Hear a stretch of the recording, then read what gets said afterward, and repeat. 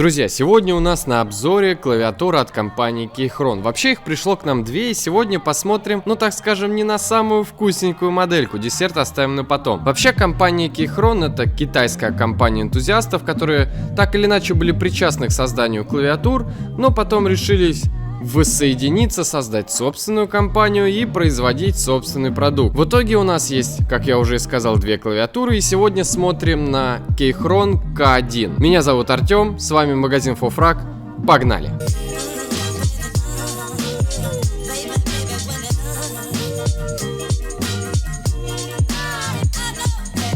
Keychron K1 — это низкопрофильная клавиатура, выполненная в дизайне скелетон, и что, как мне показалось, совсем не свойственно для компании. Клавиатура полноразмерная, так еще и в стандартной раскладке, но справедливости ради скажу, что данная клавиатура есть и в ТКЛ варианте. Клавиатура целиком и полностью выполнена из металла, пластик тут только в виде двух заглушек по бокам. Тут у нас шрифты длинные, эвки стартуют ровно над двойкой, шрифты хорошо читаются, правда кириллицы вы тут, к сожалению, не найдете. Вообще клавиатура выполнена в довольно строгом минималистичном дизайне, да и по сути впишется в любой интерьер рабочего места. Лишь только RGB подсветка с 18 режимами может разбавить эту строгость. Однако клавиатура может быть и только с белой подсветкой, тогда строгость ничего не нарушит. Сразу поговорим про клавиши снизу. Как вы можете видеть, они не для Windows, а для операционной системы macOS. Так вот, в комплекте есть дополнительные капы для винды. Вот мы и подошли к тому моменту, где стоит сказать, что клавиатура полностью совместима с Windows и Mac. На клавиатуре есть множество мультимедийных и системных кнопок. Даже имеется кнопка быстрого вызова Siri или в случае Windows Cortana. Клавиатура подключается либо по Bluetooth и может сразу держать до 3 девайсов. Переключаться между ними можно с помощью комбинации клавиш FN плюс 1, 2 и 3. Также ее можно подключить по кабелю. Он тут Type-C и, конечно же, идет в комплекте. На верхней грани вы найдете ползунок режимов подключения клавиатуры и ползунок совместимости с Windows Android либо iOS Mac. Ну и раз клавиатура беспроводная, то многих заинтересует вопрос автономности. Так вот, тут установлена батарея на 2000 мАч. Клавиатура, оборудованная только белой подсветкой, проработает 15 часов. Клавиатура, оборудованная RGB подсветкой, проработает 10 часов. Ну и соответственно, если подсветку выключить, то клавиатура проработает на порядок дольше. На общем фоне клавиатур 10 часов автономной работы, ну, наверное, как-то несерьезно. Вообще, я думаю, что она проработает дольше, но в спецификациях указано 10 часов.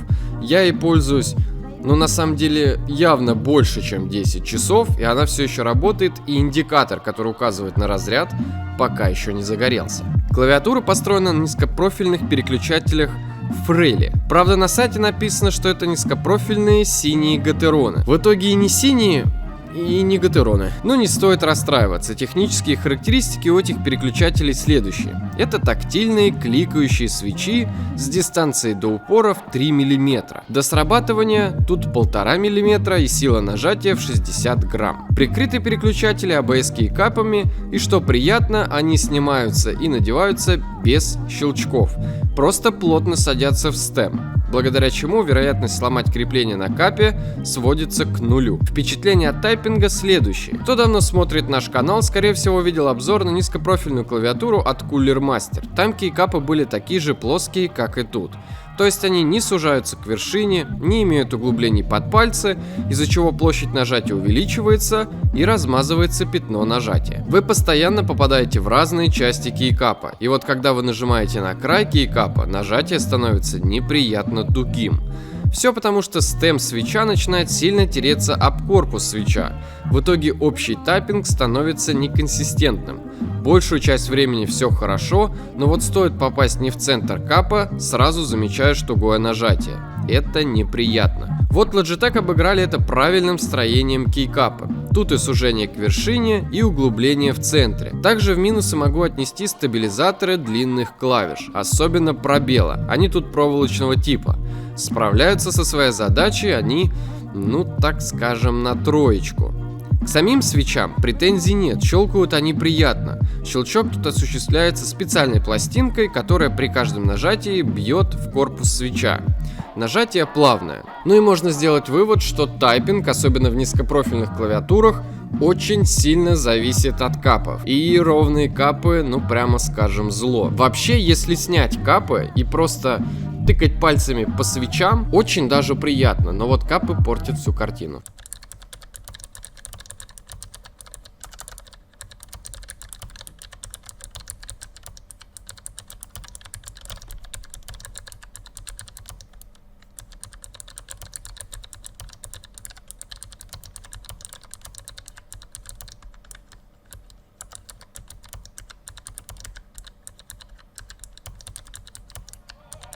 На дне у клавиатуры находятся 4 резиновые маленькие ножки. Тут особо даже показывать нечего, они хоть и маленькие, но со своей задачей справляются, за что спасибо. Больше на дне ничего нет. Также у клавиатуры нет и софта, да и макрос на ней записать, к сожалению, тоже нельзя. Но на клавиатуре есть много предустановленных горячих клавиш, таких как переключение рабочих столов, открытие проводника, кнопка скриншота, кнопка вызова голосового помощника и множество мультимедийных клавиш. В общем, спустя некоторое время могу сказать, что данная клавиатура, она не совсем про игры, а точнее совсем не про игры. Это клавиатура для работы за компьютером, особенно если у вас здесь стоит ноутбук на винде или компьютер на винде. Тут стоит ноутбук на Mac, либо компьютер на Mac. И вам постоянно нужно между ними переключаться, у вас какое-то рабочее место, я не знаю, вы там занимаетесь монтажом, то тут, то там, и постоянно надо переключаться, тогда эта клавиатура будет неплохим решением.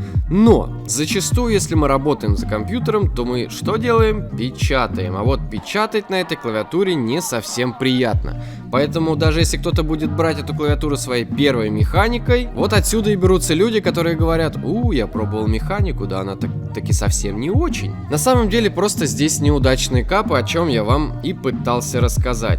Могу ли я советовать эту клавиатуру к покупке? Наверное, все-таки нет, потому как здесь надо исправлять капы. Я не знаю, прислушается ли компания Keychron к моему обзору и исправят ли они что-то, хотя я смотрел несколько обзоров в интернете, и они в основном все зарубежные, и все почему-то хвалят клавиатуру.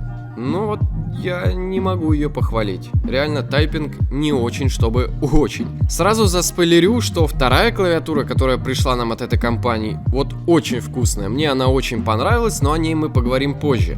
В общем, краткие выводы. Задумка прикольная, но исполнение подкачало. Ровные капы на низкопрофильной клавиатуре – зло.